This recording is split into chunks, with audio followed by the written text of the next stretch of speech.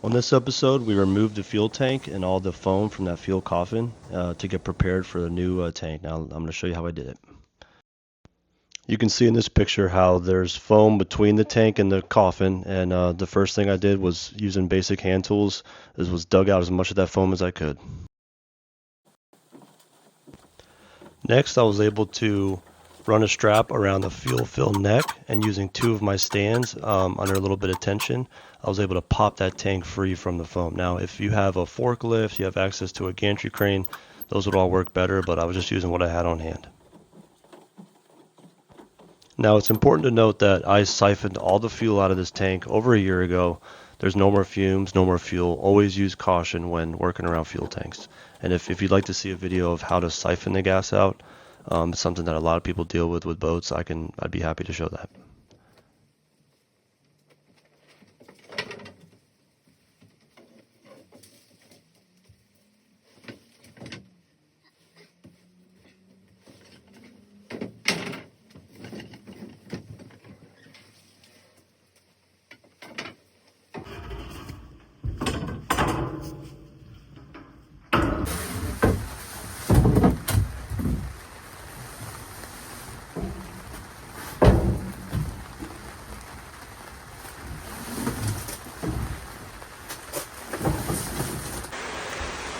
Alright, now with the tank removed, let's get some of this foam out. Now, I want to show you that I just took my time, used basic hand tools. The foam came out pretty easy, but even if it was a little more stuck, I urge you guys not to use Sawzalls. Sawzalls will always find a way to pop into a stringer, or even worse, through the bottom of a hole. Trust me, I've seen it done plenty of times. If you are doing demo and you do put a hole in the bottom of your boat, don't worry, it can be fixed. And I can show you in a future video if that's something you guys want to see.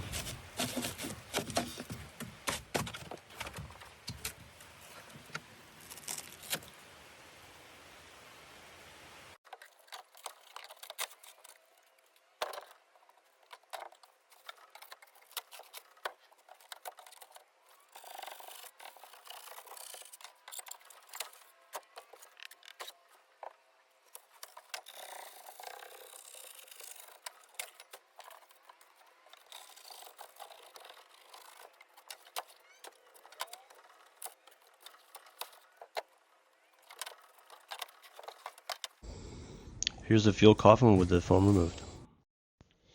Alright guys, so my last episode, if you watched it in my introduction, I talked about how the fuel tank wasn't leaking. I just thought it'd be a good time to replace it, being the fact that I'm doing a complete refit and paint.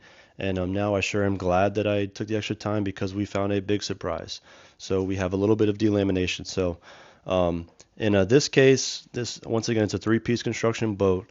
You have your hull, and the stringer grid is hand laminated to the hull, and although the stringers are rock solid, there's no delamination on the stringers. It's just where they tabbed the stringers to the hull, there's a little bit of delamination. So just a minor setback. I'm going to show you guys if something like this happens to your boat, that it's an easy fix. And all right, so I wanted to take the time now just to go over some of the boat construction terminology and parts, just in case anybody is new to boat construction, and just to have a better understanding of some of the terminology I'm using. So if you look here, the yellow, that's the hull. So that's the bottom of the boat. That's the actual shell of the boat. The red and the blue, those are going to be your stringers and your bulkheads. So the red are stringers, which run forward to aft. The bulkheads in the blue run port to starboard. So those together make up your stringer grid. You can think of those kind of like the floor joists of a house. And how they attach the stringer grid to the hull, how they actually bond it to the hull, is called tabbing. So they would hand laminate multiple layers of fiberglass in different sizes, which attaches the stringers to the hull. So in this case, where the stringers are tabbed to the hull, so where the red is bonded to the yellow, that's what delaminated. Now, stringers, bulkheads, these things all can go bad.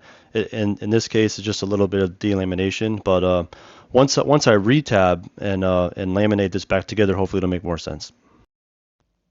Now, delamination like this can happen for a variety of reasons: long-term exposure to water, oil, even impacts like hitting a dock a little too hard can pop a stringer loose, do some delamination.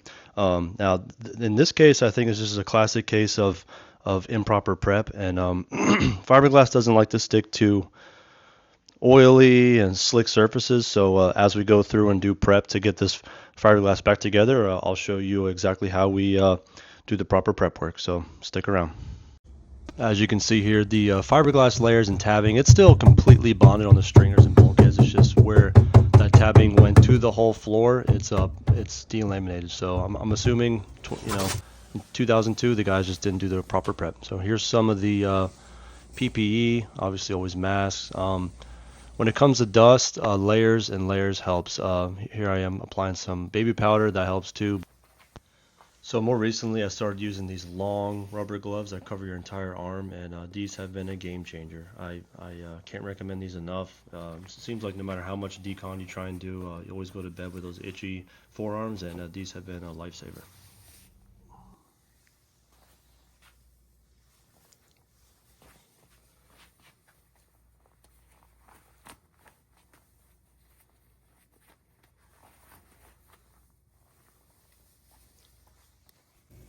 Baby powder or some alternative to that does seem to help. The idea is that it fills the pores so that fiberglass dust can't.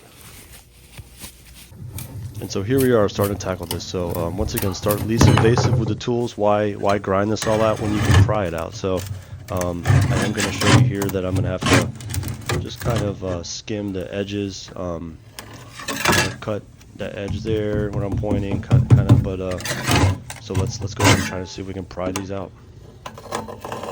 So I ended up using a multi-tool just to kind of score the edge where that bulkhead and stringer meets the tabbing down there, and then we'll smooth it out and go ahead and regas it later. As you can see here, it's completely not bonded to the hull, so it's laminated to the stringer fine. It's just not bonded to the hull. However, this made it very easy to remove. Now, depending on if you have delamination you're dealing with, you may have to do more grinding than this. So I got lucky. It was bad enough just to luck out in that case. So I'm going to time lapse the rest of the removal. You can see I'm using a little bit of that old tabbing underneath just to kind of protect the hull as I'm using my wedges and pry bars. And then I'm going to take the multi-tool with just a general purpose blade, and I'm going to score where that stringer meets the tabbing to try and protect the stringers as much as possible, because once we build back up with new tabbing, I'm going to leave as much of the stringers alone as I can because they're still solid. So let me time lapse this and we'll show you how we get it all removed. As I'm cutting with a multi-tool, and also being that how I have these kind of pried up, this tabbing, as I cut, I can feel as it kind of cuts through and almost pops, so to speak. So just noting that, because the goal obviously is not to mess with the hull at all. So I'm trying my best not to grind into the hull with that multi-tool, and so far didn't make any big marks or anything. So let's keep going.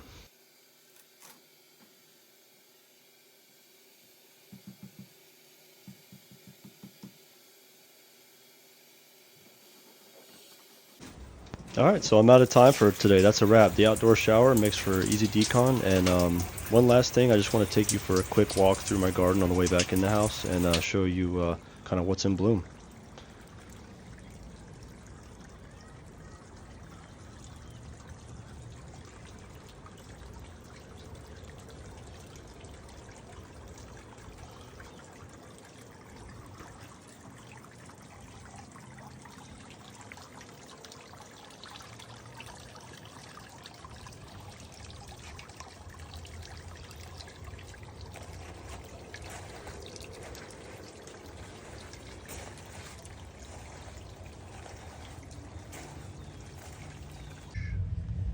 And we had a small visitor today, and I mean really small.